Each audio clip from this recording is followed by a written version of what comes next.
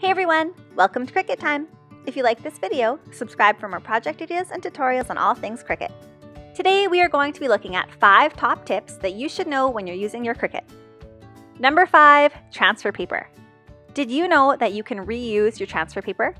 You don't need to throw it away once you use it. You can just stick it back on the roll and then reuse it up to 6 times. Number 4, test cut. Have you ever cut out a project only to find that when you went to weed it, it didn't cut all the way through and you wasted your vinyl? A simple test cut will fix that.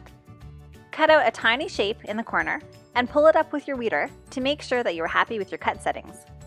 If it doesn't cut all the way through, just adjust your settings and then try one more time. Number 3, the trimmer extender.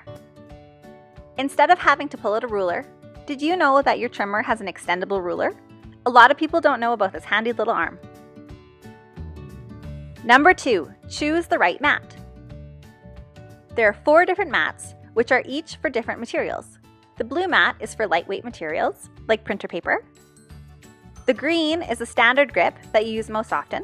This one's good for vinyl and cardstock. The purple is for heavyweight materials, like balsa wood.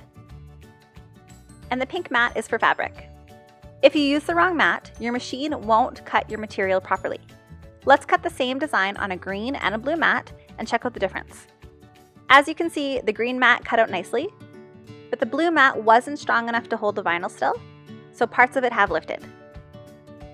And number 1, how to peel vinyl off the right way. I have 2 different pieces of the same vinyl, and I'm just going to stick them both down to the same mat. For the first one, I'll show you what most people do the first time they go to use it. If you have the vinyl up and you pull it off of the mat, your vinyl is going to curl up. The right way to take vinyl off the mat is to flip it over and keep the vinyl flat on the table and roll the mat off away from the vinyl. When we put them side by side, you can see the huge difference between them.